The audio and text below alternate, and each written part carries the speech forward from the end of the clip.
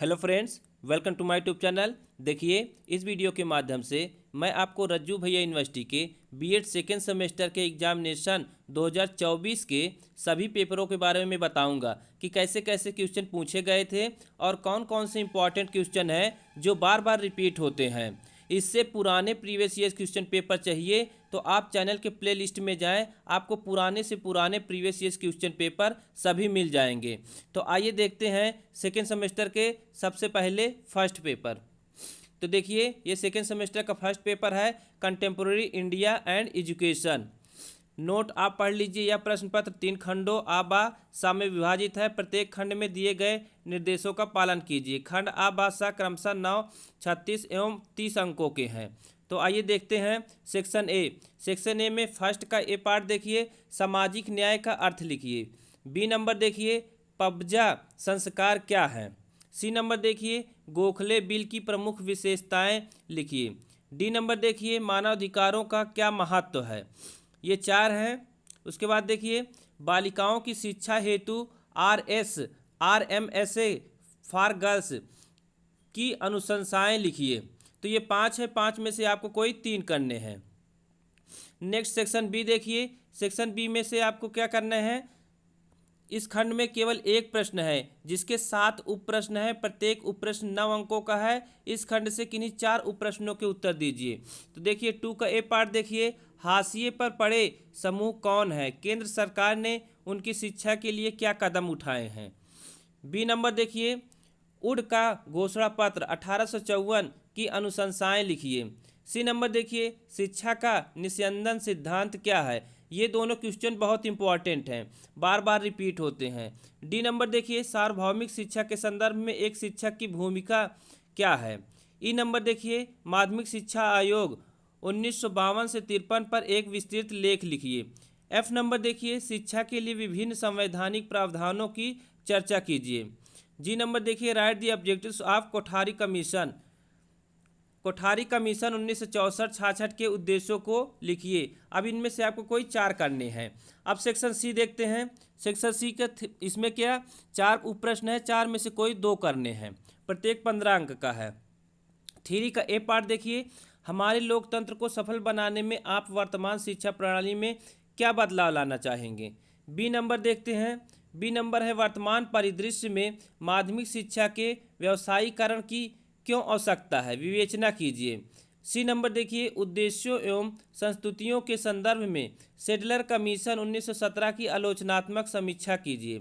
D number देखिए, विद्यालय शिक्षा के सार्वभौमिकरण की क्या समस्याएं हैं, इनके निवारण के लिए सुझाव दीजिए। तो ये आपका फर्स्ट पेपर रहा। अब आइए देखते हैं सेकेंड पेपर। ये आपका सेकेंड पेपर है, थ्योरेटिकल फाउंडेशन ऑफ करिकुलम। अब जो नोट लिखा है ये सभी में सेम है, आप इसको देख लीजिए। अब सेक्शन ए में देखते हैं फर्स्ट का ए पार्ट, पाठ्यक्रम के संप्रत्यय को परिभाषित कीजिए। Define concept of curriculum. B number देखिए, पुस्तकों के प्रमुख प्रकार लिखिए। सी नंबर देखिए, सेमेस्टर प्रणाली के गुणों को लिखिए। डी नंबर देखिए, पाठ्यक्रम विकास के निर्धारकों पर संक्षिप्त टिप्पणी लिखिए। ई नंबर देखिए, प्रभावी शिक्षण में पाठ्यक्रम की भूमिका बताइए। अब सेक्शन बी देखते हैं। सेक्शन बी में से कोई आपको 4 करने हैं, प्रत्येक 9 अंक का है।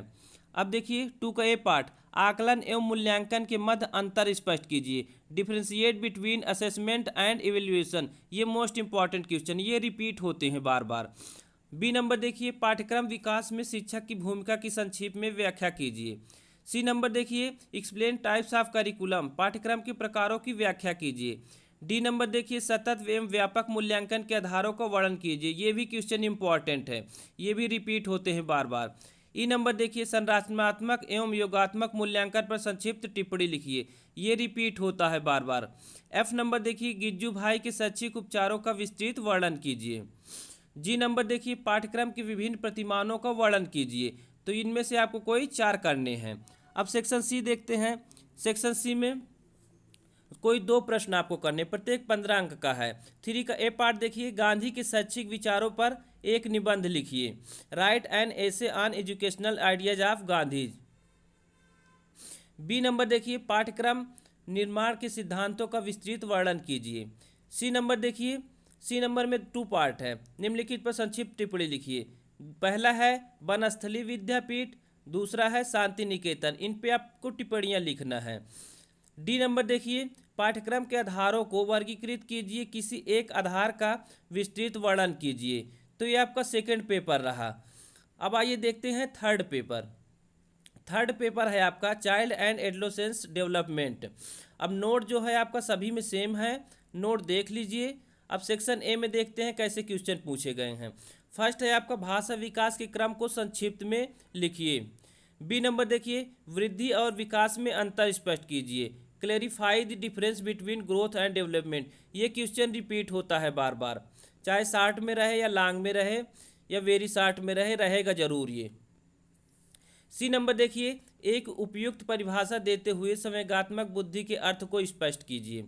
डी नंबर देखिए, किशोरावस्था तूफान और तनाव की अवस्था है, इस व्यक्तित्व को स्पष्ट कीजिए। ई नंबर देखिए, पियाजे के नैतिक विकास के सिद्धांत का संक्षिप्त में वर्णन कीजिए। अब सेक्शन बी देखते हैं। सेक्शन बी में आपको कोई 4 करने हैं 7 में से। 2 का ए पार्ट देखिए, बाल्यावस्था के दौरान संवेगात्मक विकास की विशेषताएं बताइए। बी नंबर देखिए, संप्रत्यय निर्माण के चारों ओर संप्रत्यय निर्माण के चरणों की स्पष्ट व्याख्या कीजिए। सी नंबर देखिए, सांस्कृतिक निर्धारकों से आप क्या समझते हैं और यह बाल्यावस्था के विकास को किस प्रकार प्रभावित करती हैं। डी नंबर देखिए, किशोरावस्था में नैतिक विकास को दिशा देने के लिए पाठ्यचर्या में कौन से आधार लागू करने चाहिए। अब ई नंबर देखिए, सृजनात्मक का अर्थ एवं शिक्षा के क्षेत्र में इसकी उपयोगिता को स्पष्ट कीजिए। एफ नंबर देखिए, जीवन के विभिन्न क्षेत्रों में संवेगात्मक बुद्धि के महत्व पर एक लेख लिखिए। जी नंबर देखिए, व्यक्तित्व के निर्धारकों को स्पष्ट कीजिए। Clarify the factor of personality. ये इंपॉर्टेंट क्वेश्चन है। अब सेक्शन सी देखते हैं। सेक्शन सी पर 4 में से कोई आपको 2 करने हैं। 3 का ए पार्ट देखिए, बुद्धि के स्वरूप की व्याख्या कीजिए, एक उपयुक्त परिभाषा के माध्यम से कीजिए तथा इसके किसी एक सिद्धांत की गुण और दोषों सहित व्याख्या कीजिए। अब बी नंबर देखिए, किशोरावस्था के विकास में प्रभाव डालने वाले सामाजिक एवं सांस्कृतिक निर्धारकों की व्याख्या कीजिए। सी नंबर देखिए, व्यक्तित्व से आपका क्या अभिप्राय है, इसको मापने की विधियां कौन सी हैं, व्यक्तित्व मापन की किन्हीं 2 प्रक्षेपी विधियों का व्याख्या कीजिए। डी नंबर देखिए, एक मानसिक रूप से स्वस्थ व्यक्ति के गुणों की व्याख्या कीजिए तथा मानसिक स्वास्थ्य को प्रभावित करने वाले तत्वों को स्पष्ट कीजिए। तो ये आपका थर्ड पेपर कंप्लीट हुआ। अब आइए देखते हैं फोर्थ पेपर, जो कि ऑप्शनल होता है। इसमें आपका है इन्वायरमेंटल एजुकेशन। अब नोट जो है सभी में सेम है, देख लीजिए। अब सेक्शन ए में देखते हैं कैसे क्वेश्चन पूछे गए हैं। फर्स्ट का ए पार्ट देखिए, पर्यावरण शिक्षा को परिभाषित कीजिए। बी नंबर देखिए, पारिस्थितिकी तंत्र की व्याख्या कीजिए। सी नंबर देखिए, ग्लोबल वार्मिंग की व्याख्या कीजिए। डी नंबर देखिए, सतत विकास से आप क्या समझते हैं। ई नंबर देखिए, जैव विविधता से आप क्या समझते हैं। इनमें से आपको कोई 3 करना है, इनमें से आपको कोई 5 करना है, प्रत्येक 3 अंक का है।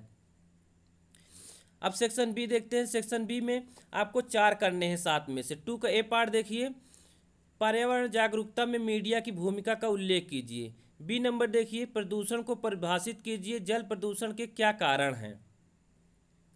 सी नंबर देखिए, पर्यावरण संरक्षण से आपका क्या अभिप्राय है, पर्यावरण के संरक्षण एवं बचाव की प्रक्रिया का वर्णन कीजिए। डी नंबर देखिए, पर्यावरण के विभिन्न पहलुओं का वर्णन कीजिए।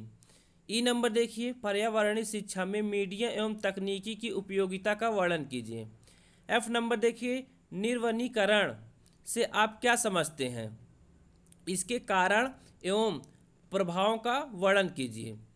जी नंबर देखिए, पर्यावरण शिक्षा की विभिन्न शिक्षण विधियों की संक्षिप्त विवेचना कीजिए। इनमें से आपको कोई 4 करने हैं। अब सेक्शन सी देखते हैं, कोई 2 करने हैं, प्रत्येक 15 अंक का है।